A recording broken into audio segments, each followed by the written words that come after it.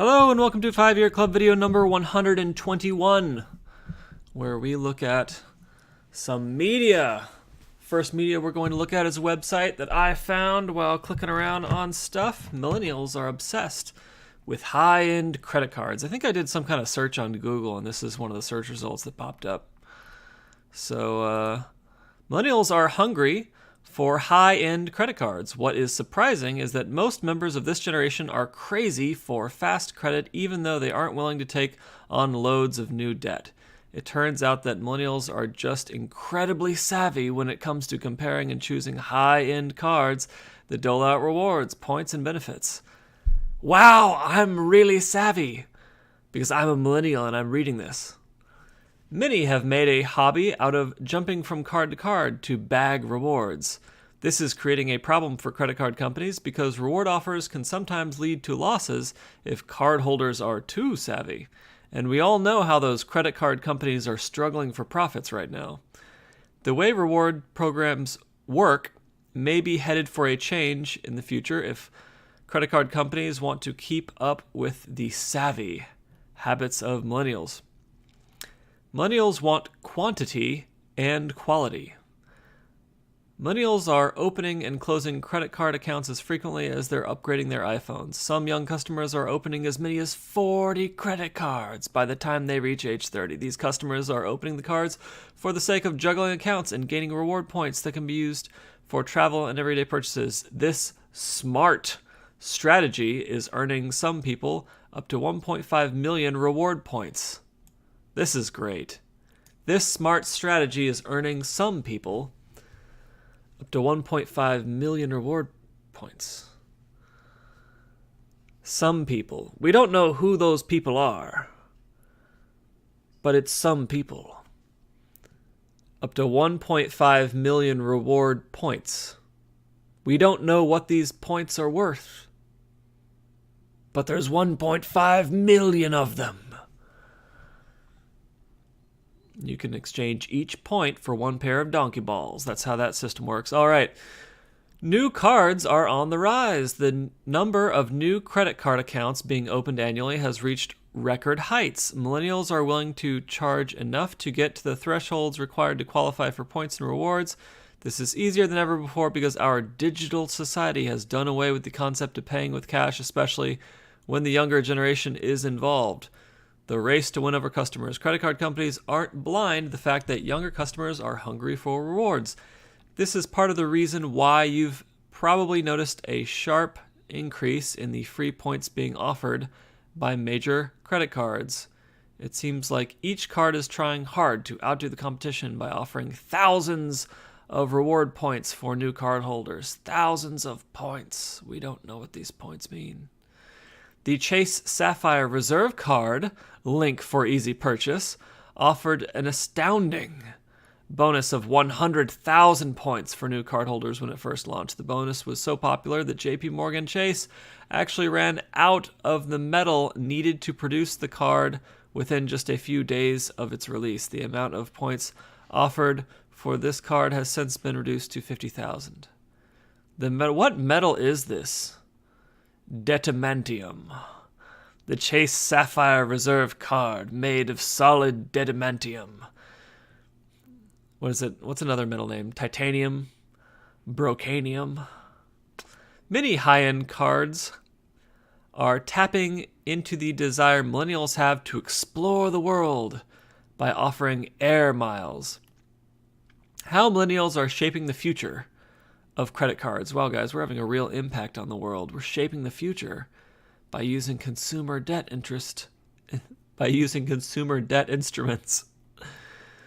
It could be that the race to attract millennial customers is actually a race to the bottom for credit card companies. Major financial institutions rely on loyalty to keep business coming in. Fickle customers who are only interested in chasing down the best deal of the moment aren't what these companies really want. Well, if it's not really what these companies want, then why would they cater to that audience? There will come a time when credit card companies will need to provide long-term offers that promote customer loyalty.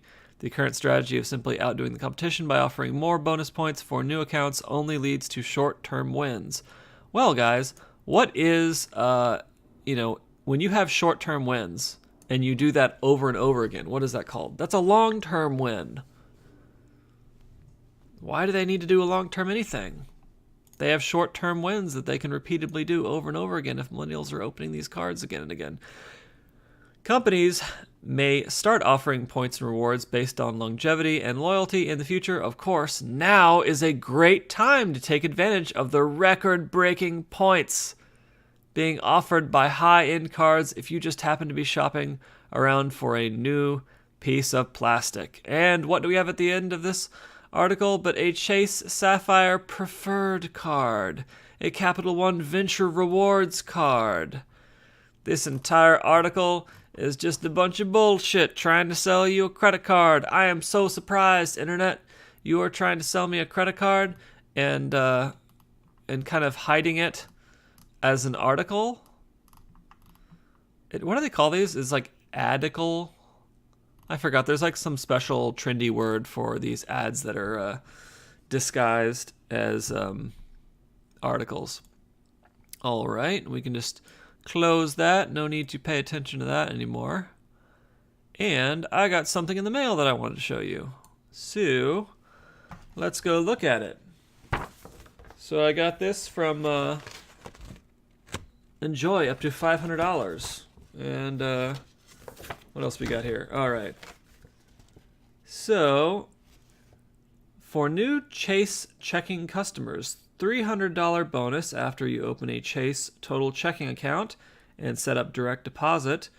For new Chase savings customers, a $200 bonus after you open a Chase savings account, deposit a total of $15,000 or more in new money within 10 business days, and maintain a $15,000 balance for 90 days. Okay. So all I wanted to do this is I wanted to verify the math on their offer, right? I wanted to do a little math verification. Okay. Off the top of our head, let's do it, okay? So the stock market has returned about 9% per year over the last 40 years on average, okay?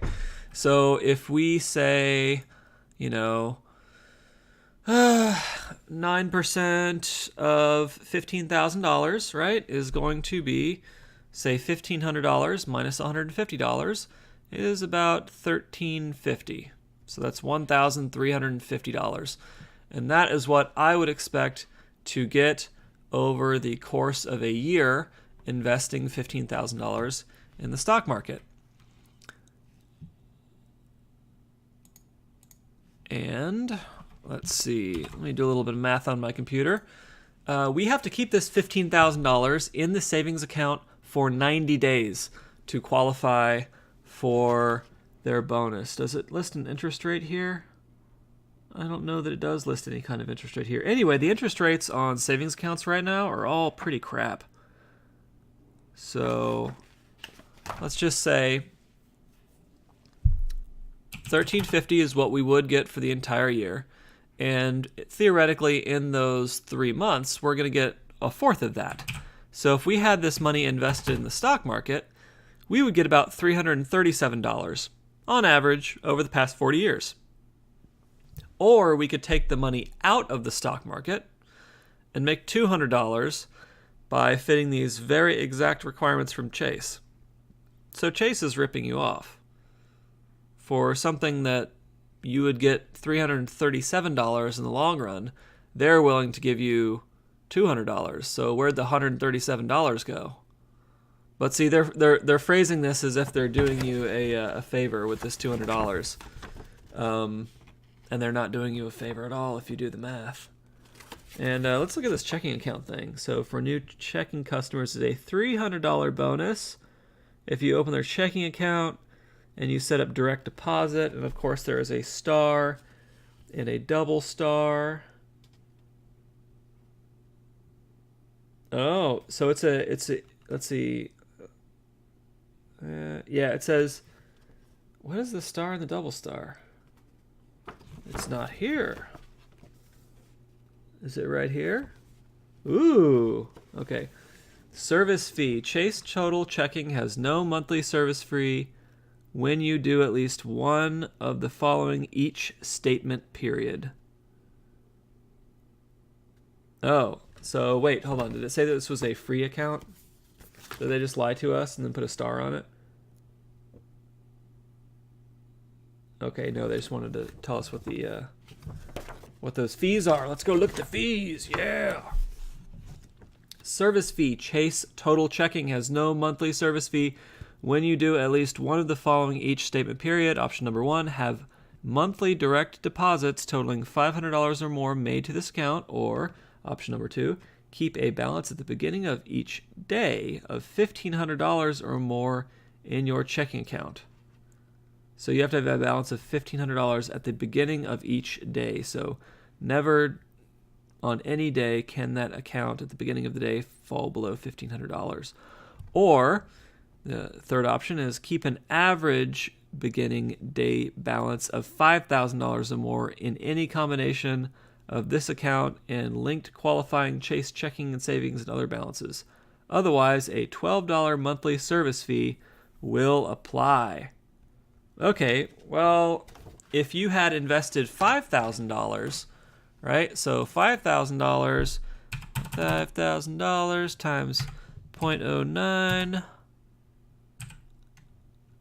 then we would expect to get about $450 a year from that. And if we divide that by 12, then we would get about $37 a month.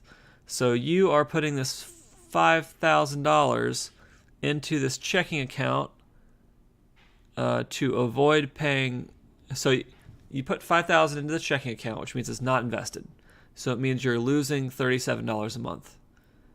And to compensate you for that loss, Chase has generously agreed to give you $12. So that now you're only losing $24. Wow, that's a great deal, guys. These banks are so, are so nice. $500 of fake money for people who don't have an education around finance. And that's what I get in the mail. Okay.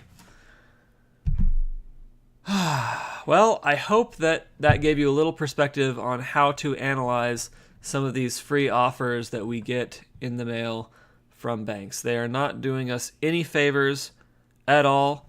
It is far better, I think, to just have an account with a community bank. I mean, you have to have some kind of bank account, generally speaking, for your direct deposits.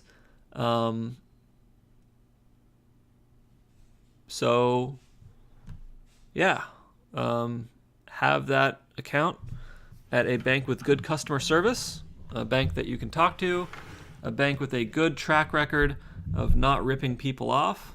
That means these large national banks like Bank of America and Wells Fargo, no thank you. And avoid, this $500 promotional crap that is actually just a bad deal.